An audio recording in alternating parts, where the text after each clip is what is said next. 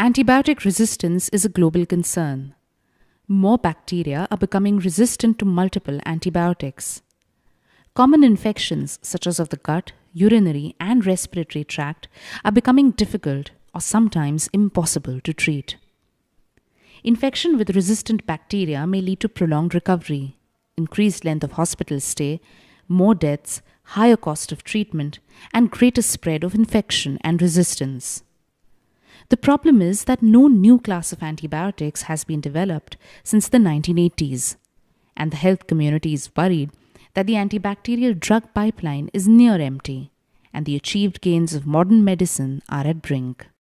For example, treatment options such as cancer chemotherapy, organ transplantation, and post-surgery outcomes would fail or have turned into high-risk procedures because of failing antibiotics.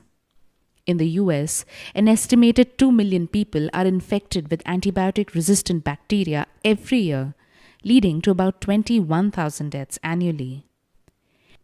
Imagine the scale of damage in India, where infections are common, waste management is poor, and antibiotics are used indiscriminately.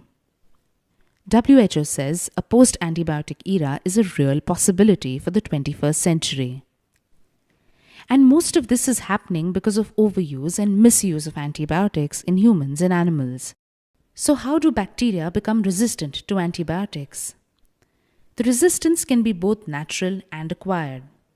Some bacteria are naturally resistant to certain types of antibiotics, while immunity towards antibiotics can also be acquired through genetic mutation and horizontal gene transfer.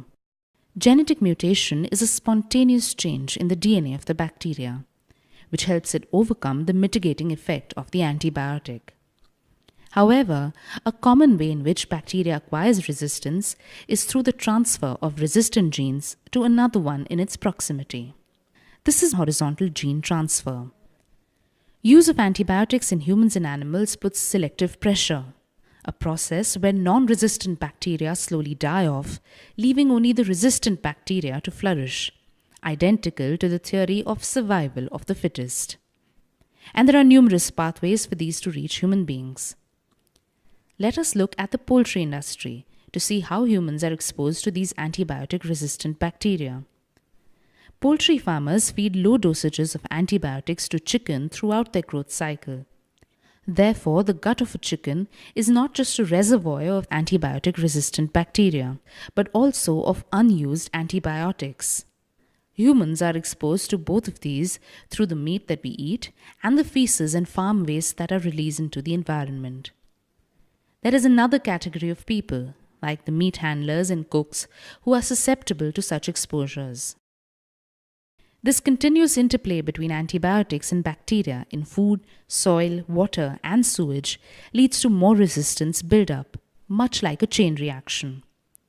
And this chain reaction is happening every second, and more bacteria are becoming resistant. At this rate, antibiotic resistance is expected to become the biggest nightmare for healthcare providers in the 21st century.